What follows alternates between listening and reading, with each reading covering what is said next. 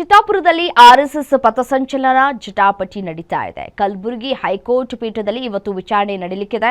RSS ಪಥಸಂಚಲನ ದಿನಾಂಕ ನಿಗದಿಗೆ ಸೂಚನೆಯನ್ನ ಕೊಟ್ಟಿದ್ದಂತಹ ಕೋರ್ಟ್ ಪಥಸಂಚಲನಕ್ಕೆ ಅವಕಾಶ ಕೋರಿ 11 ಸಂಘಟನೆಗಳಿಂದ ಅರ್ಜಿಯನ್ನ ಸಲ್ಲಿಕೆ ಮಾಡಲಾಗಿದೆ.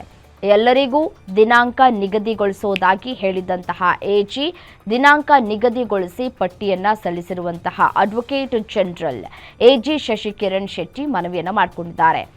ಈ ಹಿನ್ನೆಲೆಯಲ್ಲಿ ವಿಚಾರಣೆಯನ್ನ ಮುಂದೂಡಿದಂತಹ ಕೋರ್ಟ್ ಆರ್ಎಸ್ಎಸ್ ಪಥಸಂಚಲನಕ್ಕೆ ಮಾತ್ರ ಅವಕಾಶ ಸಿಗುತ್ತಾ, ಉಳಿದ ಸಂಘಟನೆಗಳಿಗೆ ಯಾವಾಗ ಸಿಗುತ್ತೆ ಪರ್ಮಿಷನ್? ಕೋರ್ಟ್ ತೀರ್ಪಿನತ್ತ ಇದೀಗ ಎಲ್ಲರ ಚಿತ್ತ ನೆಟ್ಟಿದೆ.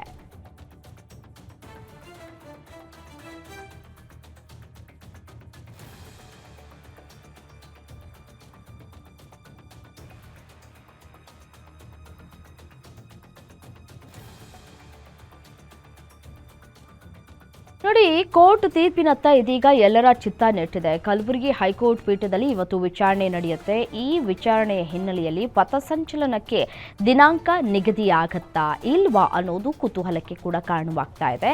ಸೊ ದಿನಾಂಕ ನಿಗದಿ ಆಗೋದಾದ್ರೆ ಯಾವತ್ತು ದಿನಾಂಕ ನಿಗದಿಯಾಗತ್ತೆ?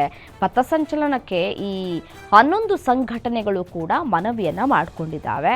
ಸೊ 11 ಸಂಘಟನೆಗಳು ಮನವಿ ಮಾಡಿಕೊಂಡಂತಹ ಹಿನ್ನೆಲೆಯಲ್ಲಿ ಯಾರ್ಯಾರಿಗೆ ಯಾವ್ಯಾವಾಗ ಅವಕಾಶ ಸಿಗತ್ತೆ ಅನ್ನೋದು ಕುತೂಹಲಕ್ಕೂ ಕೂಡ ಕಾರಣವಾಗ್ತಾ ಇದೆ. ಇವತ್ತು ವಿಚಾರಣೆ ನಡೆಯುತ್ತೆ, ನೋಡೋಣ ಏನಾಗುತ್ತೆ ಅಂತ.